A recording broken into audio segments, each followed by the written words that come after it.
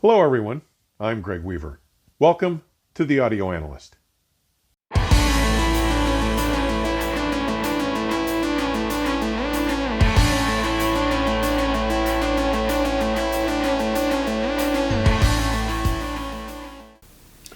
Hello! You may recall my introducing you to Grease's True Life Audio Supreme Series of products last fall, back in episode 92. In that episode, I shared with you my initial experiences with these extremely exciting products in play at GTT in Long Valley, New Jersey. Well, this past week, my Supreme Series Preamplifer-1 and a matching pair of Supreme Series Amplifier-350s arrived here in my listening room for audition, delivered and installed by GTT Audio's own Bill Parish. Now, Bill was kind enough to take a few minutes to talk about these exciting flagship products with me.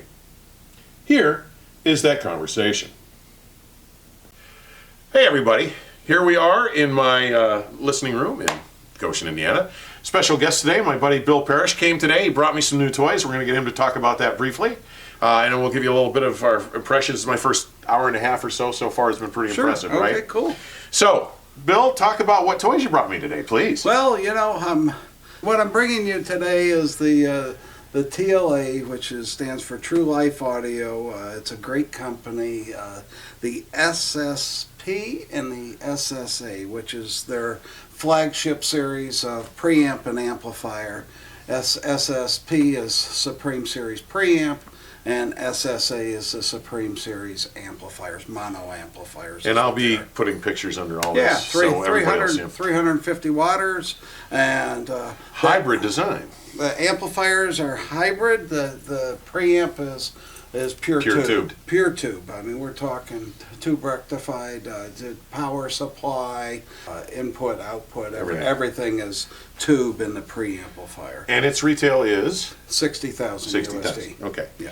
Now, the SSA 350s are really interesting because when we talked at first, I assumed they were MOSFETs. But yes. They're not. They're bipolars. Talk about that. They are, yeah. They're, you know, a lot of people do what they consider hybrid, which is kind of a catch-all description. You know, if it has a tube and it has a solid state, it's a hybrid. Yeah. But you know, goes back to, you know, you can't judge the book by its cover. You can't judge it by its name.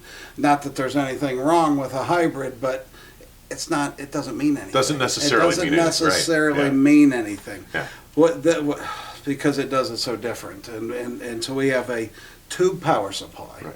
We have tube rectified power supply. Tube rectified power supply, a tube input stage, and then we are using a pure solid state output stage. But it is not MOSFET as you thought. Yeah. It's bipolar. Yeah.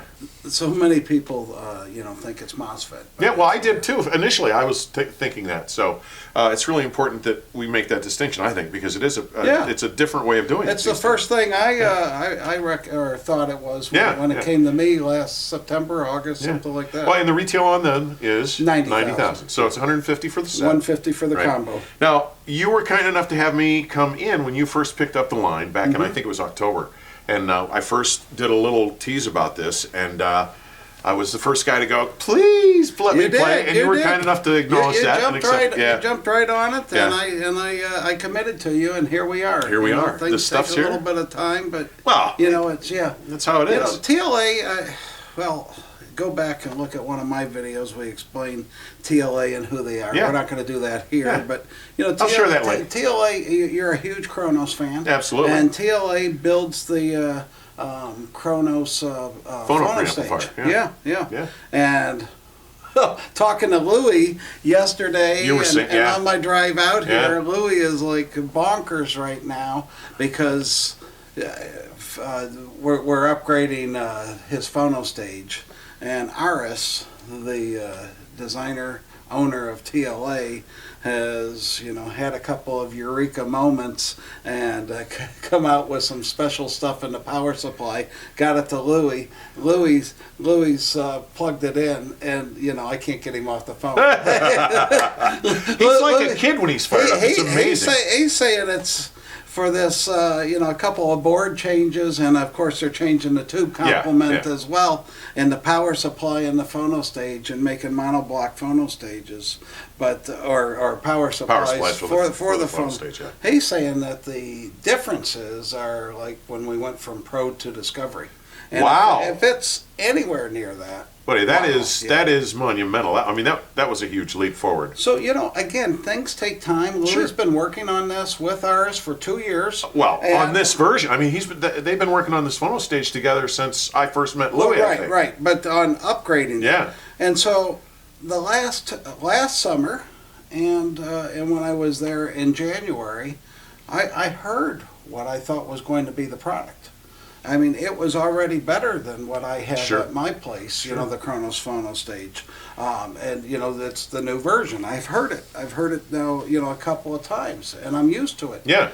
And Louis says, oh, yeah, that was better, but this is monumentally better. So. Well, Louis never fails to amaze me when he tells me something's better. And, it's amazing. It's because of that. It's interesting how you come to a product as well. And it's how I came to TLA. I came to TLA through Kronos. Sure. Yeah. I'm well aware of that. Now, I got to tell you, we schlepped this stuff down my steps. We set it up.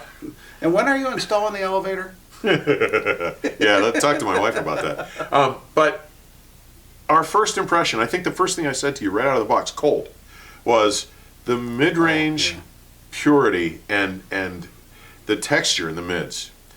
I'm not going to say it was tube sounding because that's the wrong way to say it. Yeah. There was so much bloom and so much body right away that I'm not sure, honestly, that I would have guessed it was a tube amplifier. No, it out doesn't. Of the box. It doesn't have that euphoric sound. Well, it's got the lifelike sound. Yeah, we won't even go there. I mean, for years I eschewed tubes entirely because they all editorialized things. They weren't, and if you want to listen to that, that's your business. But I want to hear music like I hear it when I go sit fifth row center at the concert hall or when I go to a show. I want to hear it like that. So I've never been a big fan of tubes just for the sake of tubes. When they're done right, okay, that's one thing. Right.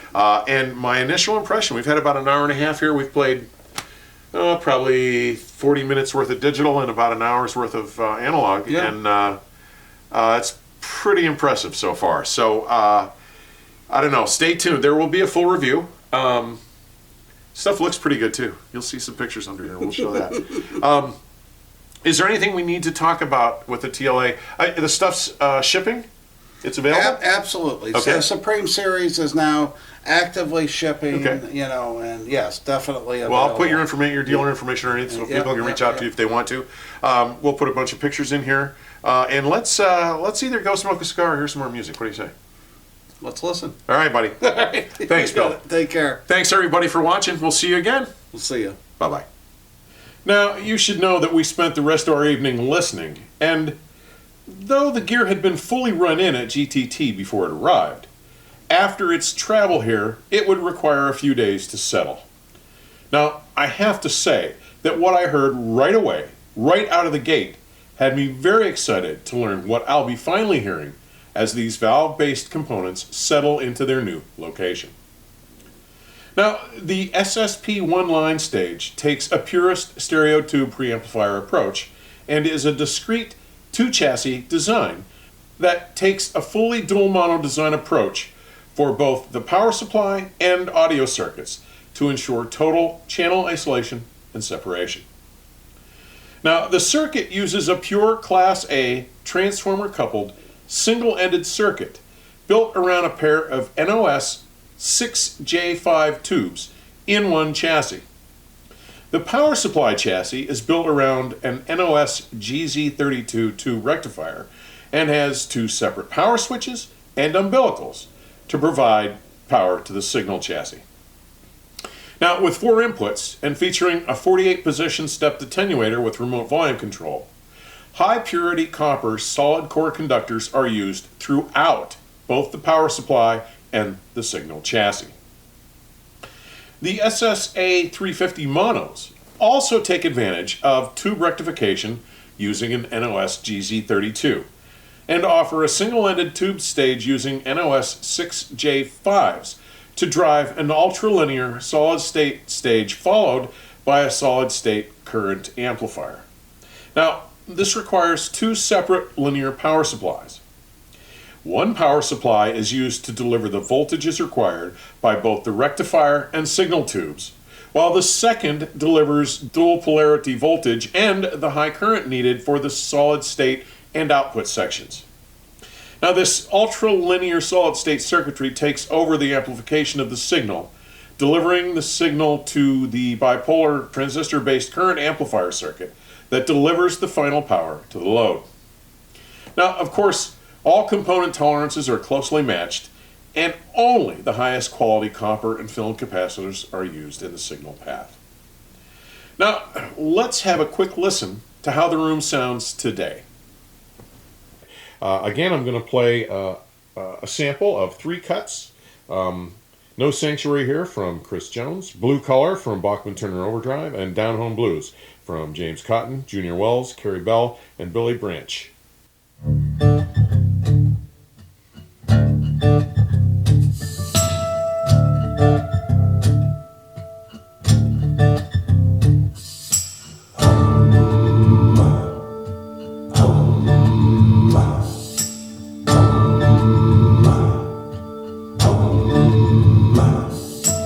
Caesar called for census. The boss wanna know what's going on. So Joseph and Mary hit the road, with Mary nigh on 9 months gone. And you know we're talking about a hell of a walk, and they had no place to stay. They tried the inns and the hotels, the message was plain as day. You get no refuge, no respite, and no sanctuary here. No refuge, no respite, and no sanctuary here.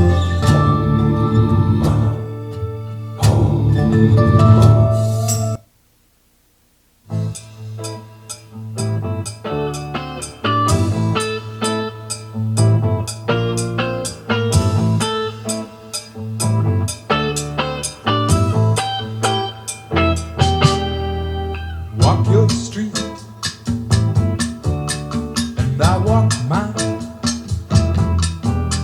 and should we meet, would you spare me some time? 'Cause you should see my world, meet my kind, before you judge our minds. Blue collar.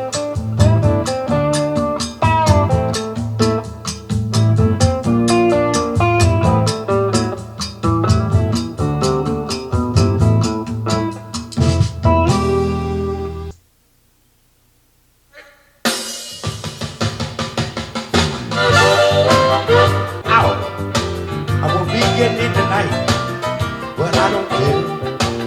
Tonight, my blue guys I'll choose. I'm gonna get my head back, let me jump down home. Down home, down home blue, down home blue, down home blue. All she wanna be is down home blues all night long.